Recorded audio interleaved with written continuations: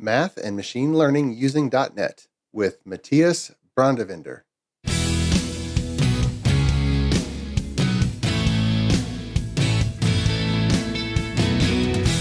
The Azure DevOps Podcast is a show for developers and DevOps professionals shipping software using Microsoft technologies. Each show brings you hard-hitting interviews with industry experts, innovating better methods, and sharing success stories. Listen on to learn how to increase quality, ship quickly, and operate well. And now your host, Jeffrey Palermo. Welcome to the show. I'm Jeffrey Palermo, your host for helping you and your teams move fast, deliver quality, and to run your software with confidence in Azure, all while using everything that the .NET ecosystem has to offer. The podcast is sponsored by ClearMeasure, a software architecture company that empowers .NET teams to be self-sufficient and able to deliver world-class results. And they are hiring architects and .NET engineers who'd like a path to become an architect. So you can go to clearmeasure.com/careers for that. And if you have a comment or question for the show, send me an email at podcast@palermo.network. And last episode, I announced Programming with Palermo, the new online TV show that's syndicated everywhere. You can get podcasts and YouTube and everywhere. So that is new, and I encourage you to go check it out. You can also find the links there at www.palermo.network and check it out. Send me an email as well and tell me what you'd like to see on that. But let's get into this episode of the Azure DevOps Podcast. I have with me Mathias Brandewinder, and he enjoys solving challenging business problems with software engineering and applied mathematics techniques and some creativity. His current focus is on functional programming with F#, machine learning and data science, and on putting them together to help companies make smarter decisions with their data. He loves teaching and mentoring, and is a regular speaker at conferences and community events all over the world. A former F# MVP also, and he holds a Master's of Science in Operations Research from Stanford, an MS in Economics from University of Paris X, and an MBA from ESSEC. So Mathias, welcome to the show. How are you, sir? I am doing very good. Thanks for having me, Jeffrey. Oh, my pleasure, my pleasure. I was enjoying talking about math. And so you've had a huge background in math, and you're a former F# MVP. I think I've met a few of those, and always fascinated by the take that F# takes, different from C# and different from different .NET applications. But before we kind of dig in, I always like to ask the guests, you've done so much. What are the key parts of your background that you think have kind of steered you in the direction where you find yourself doing the work that you do today? That's a great question. So if I think about how I landed where I am today, a lot of it was accidents. As you mentioned, is I have a big interest in math, and pleased me and caught me by surprise that you would too, because most people just start to back away from you when you say you're into math. So I didn't plan to be a software engineer. My original plan was I wanted to teach. And I was very much into math, and specifically into applied math. The part I really enjoy about it is when you see an actual problem and you try to fit what pieces of math can help you out and how you can actually solve it by being a bit clever. And I wanted to teach that type of topic. And then after I graduated, I actually found a job which was with a consulting company where my job was to design models in the mathematical sense, doing not really coding. And of course, what happened is people did bigger and bigger models. And so I needed tools. And so I decided perhaps Excel was not the best way to solve everything. And so I started to look into this thing which had just come out, which was C#.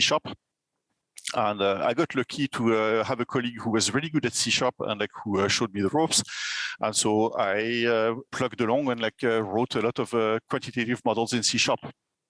And that was my life for a while. And then I think around 2010, F# came out. At the time, I thought I was a decent developer. I thought I knew what I was doing. I was young and foolish back then. And then there was this F# thing, and I thought, it looks pretty different. I had also read this advice that a good way to get better is to look at other programming languages. And so I thought, that's a great opportunity. Let me take a look at it. And this was terrible. It was really interesting because pretty much none of what I knew about C# helped. I was like I was fighting the language tooth and nails because I was trying to do things a certain way. And so I took a step back and thought, let me just like forget about what I do from C# and try to write in the style that the language is suggesting. And like it took like 2, 3, 4 months. And at some point it started to click. And I kind of never looked back. So I've been doing like F# like initially as a hobby, and now that's pretty much my main tool. And this was, that's what I do now. So this is how I ended up in the current place. Oh, fantastic. So C#, when C# came out, I think I dabbled around with it when it first came out too, 2002-ish, somewhere around there, 2003. And then what intrigued you about F# that you decided, that you went really deep into F#? Part of it is obstination. Part of it is like it worked. Like the initial part was I hate it when people show me something and I don't understand it. And so there was this tension for me, which is I thought I knew how to program. I saw that people are considered very smart were really speaking highly about the language. And I couldn't get it to work. And so that's the best way for me to get started on something is like when you give me a problem and I don't know how to solve it, is like I will go hard. So I started with it like out of a sheer obstination, like I wanted to understand what this was about. Mm-hmm. So that was really the starting point. Like otherwise afterwards, like the part which really caught me, there is one piece which is over time I got like more effective, and I thought like it was just a much faster way for me to express the type of things I was trying to express. Like at some point, it's like the writing the code I wanted to write was just faster. Mm-hmm. A specific piece which was interesting to me, which was totally new for me coming from C# was the scripting environment. And that's like not super important for most people. Like most of what I had seen on the C# side was people going to LinkPad. Mm-hmm. Which is a typical type of use case. Is like you want to do something, you're not quite ready yet to write production code, you don't really have a domain, is like you just want to tinker with the data and like write code and see how it plays out. And but that was pretty marginal on the C# side. And like as it turns out, is like I do a lot of work with data or like building numeric models. And the F# has a pretty good scripting environment. And so that's one thing which really caught me because it's making it very easy to work in that type of like a rapid environment where you just flesh out an idea, sketch it out, see what works, what doesn't, and work with the data. So that was a big part of why I got interested. Okay. And now I've kept going a bit, like the scripting environment is what it is, but the .NET has added better support for Jupyter notebooks and now the .NET notebooks. And so that's in the same direction. And that's one piece which worked really well for me. And I think F# is in general, I would argue like a better scripting language than C#. Like it is just much lighter syntax-wise. So like it works really, really well in the scripting environment. Yeah. I'll admit, I haven't personally gone deep in F#, but when it comes to the whole space of just functional programming and then of course working with numbers lends into that, I often still encounter situations where a computer's version of a number doesn't really line up with the math version of a number. That strikes me. Do you think about that much? I do. Yeah, it's an interesting case because nothing is simpler than an integer. Mm-hmm. And yet, it's like if you take an int 32 or an int 64, it's not what people mean in the math world with an integer. Like an integer, by definition, has like always a successor, right? It's like there is always another integer later, and it's like that's not what happens if you go to the int like max number or something, add one, and you're going to get back to minus. So there is a discrepancy. I think it's interesting too because there is a train of thought in like maybe some functional people that code should be like math. I don't really fully agree. It's like I think it is different, and you have to accept that it's not the same first. And it's like I'm not trying to write like provable math programs.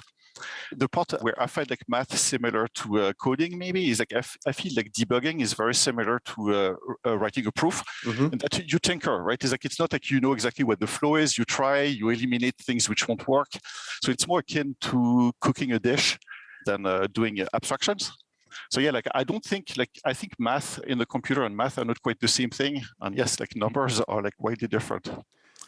And that's not a new problem either. Well, I mean, .NET kind of came out with int64 was the default, but before that, int32 is the default. Before that, int16 seemed to be the default, at least in Windows programming, which tops out at 32,000 something. Yep. But we need numbers larger than that. it's definitely not all the numbers. Yep.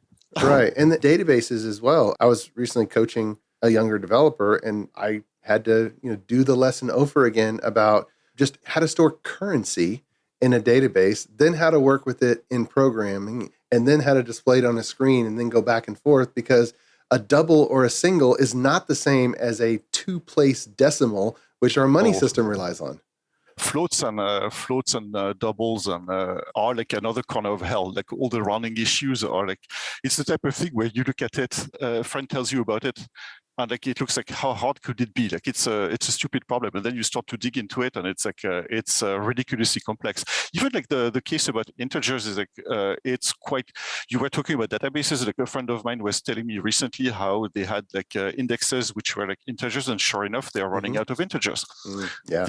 Which should not happen. Like but yeah, rounding is tricky, and like that rounding, like numeric rounding errors are like a huge problem. Is like especially like in machine learning and computation too, because then you have all these issues where things get close to zero, and as like you get all sorts of rounding and propagation of errors. So yeah, it's own special corner of hell. Yeah. Now, does F# make those issues any easier than C#? I would say they do not, because in the end, F# is a .NET language. So the float I'm using or the numbers I'm using are the same like that the C# developer is using. So from that standpoint, is that you get the same problems. Like there is a type, I don't think it's actually a .NET type in general, but there is a type which is like a big integer, which was sort of helpful for like if you want integers which are going to be as big as you want, but then it's like you get into performance issues as well. Yeah. But like otherwise, it's like it's not better. Like from a numeric standpoint, the numbers themselves don't really help. There are a couple of things where F# helps. One of them is something called units of measure. I don't know if you've encountered them, but like these are really, really nice. So what units of measure in a nutshell are, it's like the traditional problem of like, are you talking about a mile or a kilometer? And that's a problem which you will get if like your method, like your code is working with the floats. And there's like, you get something which is a get distance, and what you get is a float. And then there's a good luck to figure out if you're talking about meters, kilometers, mile, inches. So you don't really have a unit. And you can solve that by like putting some wrappers around it, like a money type, like whatever, something like this. But it's not super fun to do on the C# side. So F# has this thing called units of measure, which are essentially like annotations you can put, and you can say like this number is going to be a number with a unit attached to it. Oh, nice. And then you can do things like if you have, for instance, a method which returns a meter and a method which returns a mile, you cannot sum them together. Like it will tell you it doesn't work. Like you have to have consistent units. It will do nice things. Like if you multiply 2 miles together, you're going to get square miles. So they compose together. And as an extra bonus is like they are really interesting because they are like attributes on it. It's helping at compile time. So if you have any inconsistencies in your measures, it will tell you like I can't compile, but otherwise they are erased once it's compiled. So you get like all the benefits of working with raw floats, raw ints, like raw types, but like you get extra safety at compile time. And it's something which has been like saving my life. Like lately, I've been doing a lot of things with manufacturing. And so I have problems like optimizing production on the production lines. And so I have a lot of things like the rate of this machine is like 27 cartons per second. Okay. The cost is like, I don't know, $20 per kilogram. And so it's really, really, really easy to get lost into what the hell is this number. Right. And so that's been really saving my my bacon like a lot of times, like just being able to put units. And it's literally free because like all you have to do is to say like that particular field is going to be an int annotated as like cartons per minute, and then it's like everything flows through, and it's going to tell you where you have inconsistencies. Interesting.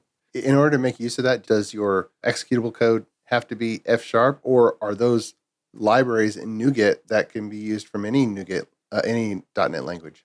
So as far as I know, it's available only if you write F# code. So you can write that in your F# code. On the other hand, once it's compiled, it's like everything will look like the raw type. Yeah. Okay. So it's really just doing like a safety check before you compile, and once it's verified, it's like the units disappear. Okay. Yeah, that's all over the place. You're right. We have a variable value, but then the question is, okay, what unit is this in?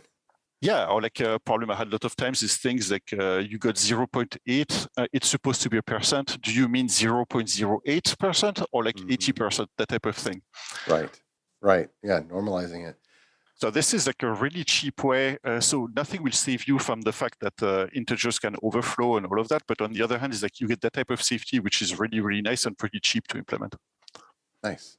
Speaking of making sense of numbers, earlier this year, I really enjoyed one of your blog posts where you talk about charting types with plotly.net. Just out of curiosity, is that your favorite charting component, or do you have a handful of favorite charting components for .net?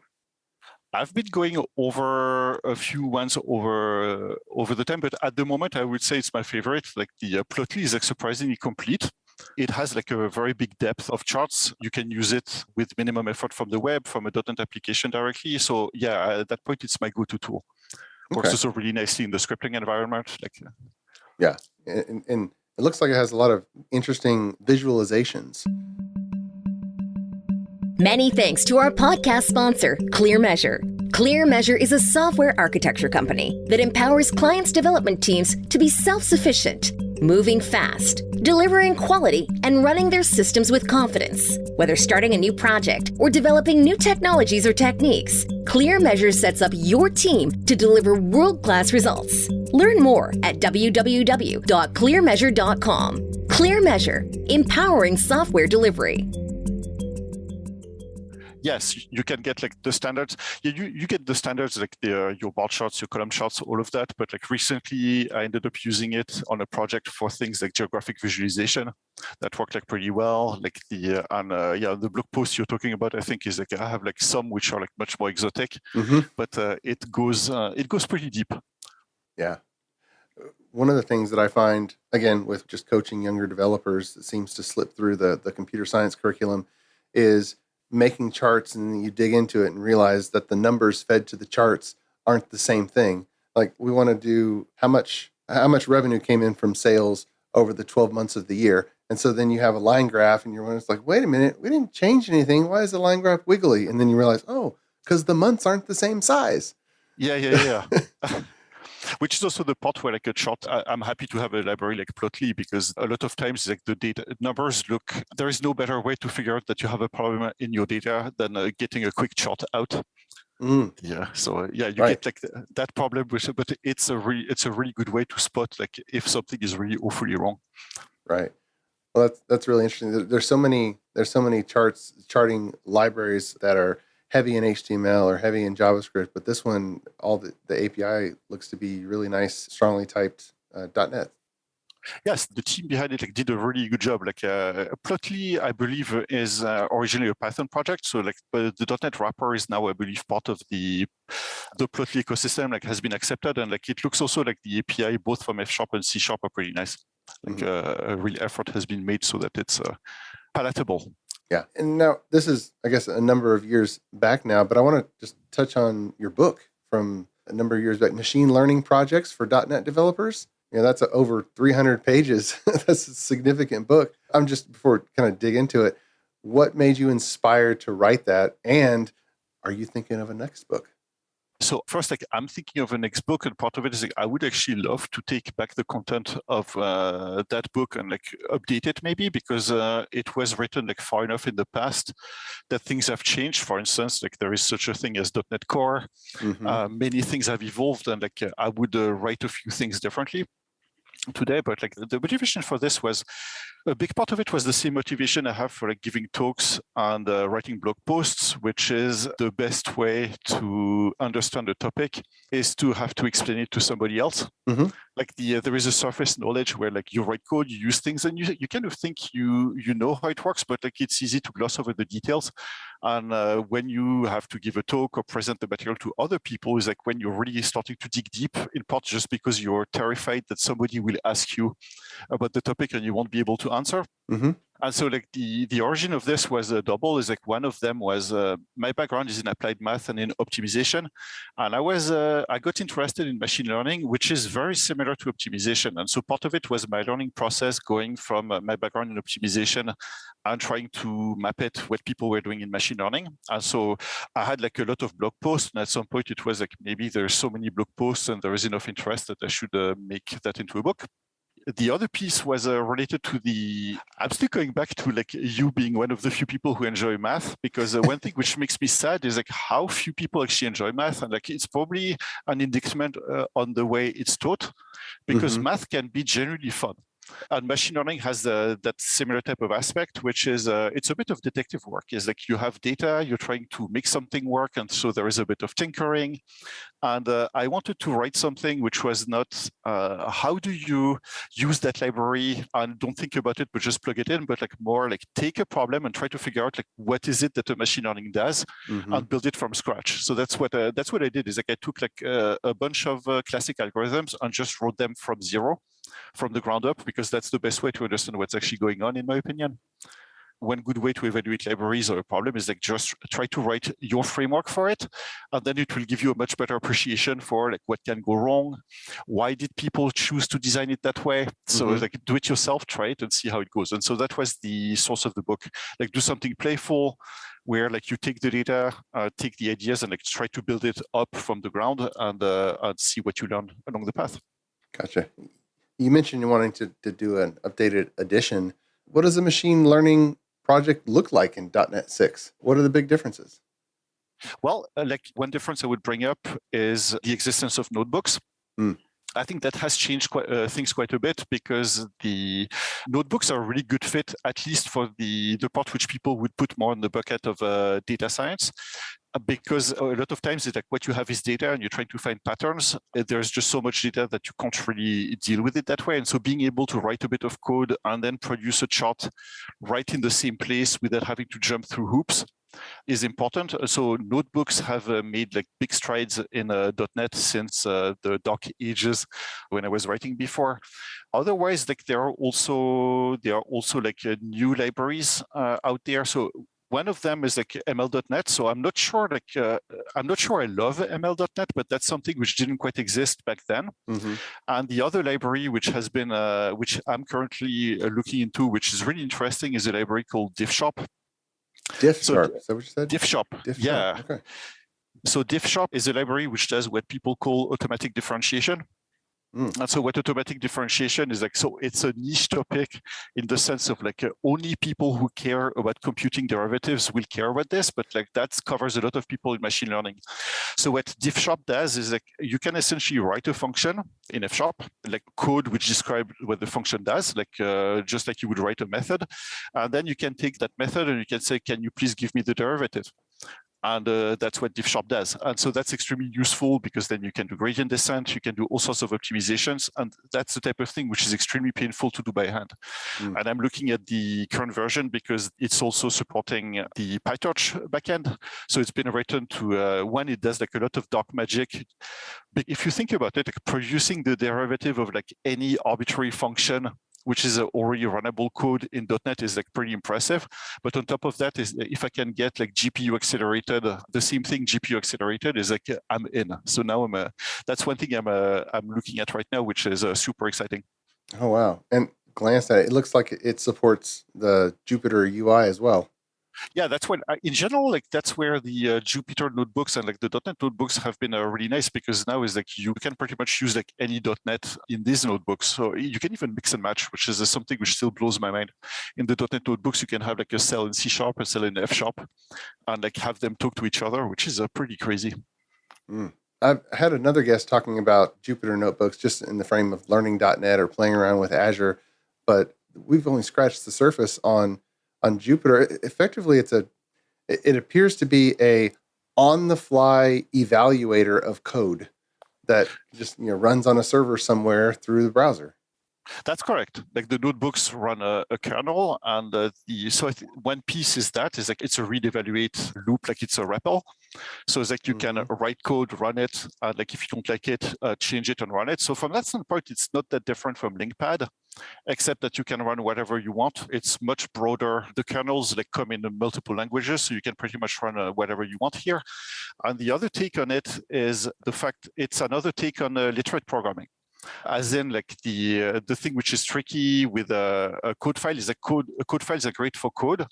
They are not great if what you want to do is an experimentation which you might want to share with somebody. So you have like maybe a text explanation of like, this is what I was trying to do, then a bit of code, and then a chart showing the result. In a project or like in a .NET project, that's something which is not very convenient. A notebook is nice because it's a pretty lightweight program where you can give the notebook to somebody else. They can run it. They can change the code if they want to, run the cells and see the chart update. So it's really, really nice it has a really good space, which is a bit similar to what a lot of people would be doing with Excel. Like I can send you an Excel file. You have the code, the numbers, the charts, and you can tinker with it and see the results. In my view, like notebooks give you that, but more for developers, and it's very underappreciated. Yeah, I'm thinking I have kids in grade school, and all the lessons on code.org kind of run in the browser. They're evaluated in the browser, but they're all JavaScript because JavaScript can evaluate in the browser. Whereas now with this technology, I'm eager to see it go into those online tutorial spaces where now we can teach more of the kids more than just JavaScript. Yeah, and that's what I would love to do if I were to do a second take on my book or on a book. Is like what I would really like is like a book which is actually a notebook, like where you can just execute the code, like tinker with it if you don't like it, and see what happens. Because that's where programming is a really nice way to do math. It's like it makes it live. It's like what if the number was 3 and not 2? What happens? You can just tinker with it and get a mental model of like this is what's going on. Change the input, look at the output, and you start to form a picture. Mm-hmm. But I think also even beyond learning, like we've been using it on projects with customers, and it's been a boon for testing whether our domain was on track. Like we wrote notebooks which were essentially describing the domain, and like doing some operations on it, and like give it to the customer and like have them run it and see like, is this what you meant? Is the result for the inventory giving the results you would be expecting or not? So it's a really good like discussion platform, which is because like you're not going to give a full project to build to a customer, right? Like it's not something a business user can do. Whereas like a notebook is like something which, if you're talking to somebody who's an analyst or like somebody who's a bit like close to the numbers, they can absolutely get it. And so that's a great discussion piece. And the benefit compared to something like Excel is like you have you can put your notebook on version control. So it's so you have your experiment and you can keep it, refine it. Whereas like everybody has seen things like Excel model, final version 3, all of this. Like it's terrible to keep track of what you're doing. Like notebooks give you, I think, a good hybrid between the power of code and the power of a scripting environment, or like the power of Excel. Yeah. No, I can see that for sure. I'm actually brushing up on which I don't work in math every day, so I'm a little bit rusty, but I have my middle child is going into pre-algebra, and my oldest child is, in the advanced algebra in high school now. So I'm helping them and kind of brushing up. Now, that's not calculus or differential equations or any of the higher maths, but it's still fun. Good luck. I wish you good luck in showing them that math can be actually really, really fun. Yeah. Well, I think one of them tossed the idea of not enrolling into the advanced level of the math. And I said, no, you are going into the more challenging math class. It's not an option. I approve of this message. You mentioned Diff Sharp, which is really interesting. Are there any other math-related, just for the listeners, are there any other math-related libraries that you know about and are good that the listeners just should be aware of? I think one of the old-timers there is still pretty good, and that's math.net. Like I've seen a lot of people doing home-baked recalculations of like variances, like all that type of stuff. And like math.net is surprisingly deep and like pretty good, like not necessarily high performance, but like is going to cover like a lot of ground. Okay, good. Yeah, we'll include the link to that in the show notes. For sure. I'm trying to think if like there are like other ones which are big, but like that's what pops in my mind at the moment. Yeah, it looks like Looks like a pretty well-established, popular project, a lot of contributions. And that's often something you want with a math project, because going back to the problem of like rounding, all of that is like getting 80% of the way there with an algorithm is easy, but like the 20 last percent is going to be pure hell. That's one place where having code which has been battle tested by a lot of people before is important. Mm-hmm. Right. Awesome. Mathias, thank you so much for coming on the podcast. As we close up, is there anything else that we should plug? Any upcoming interesting conferences you think the listeners should be aware of, or events, or what should they do next if they're really intrigued by conversation on math and machine learning? I don't know necessarily about the math and machine learning part, but I would say like one of the reasons I got into F#, like one part was the language itself, one part was the community. Mm-hmm. So I would say if people are interested to know more about F#, is like they should probably check the F# Software Foundation or the hashtag F# on Twitter. And people are like extremely responsive and like tend to be curious folks and pretty enthusiastic. And in general, it's not a plug, but so going to F# was an accident. Mm-hmm. But like the part I retained was, so what he taught me was like how much I thought I knew what programming was and how wrong I was. So I highly encourage people, like not necessarily to go to a specific place, but like make it your New Year resolution to take a different language on a different platform, ideally as different as possible from what you know, and see what other people are doing. And it's like you're going to realize that there is more than one way to skin a cat, and like there are many ways to actually write good code, and that will in general make you better in whatever language you use. So I would say like it's not a plug; it's more like be curious, go see what other communities are doing as well. Yeah, good advice. Good advice for sure. Well, thanks so much again for coming on the show. This has been a very fantastic conversation. It was very fun. Thank you for having me. Oh, my pleasure. My pleasure. And until next time, keep shipping. You've been listening to the Azure DevOps Podcast, a show for developers and DevOps professionals shipping software using Microsoft technologies. Go to www.azuredevops.show for show notes and other episodes. On behalf of your host, Jeffrey Palermo, and our sponsors, thanks for listening, and may God bless you.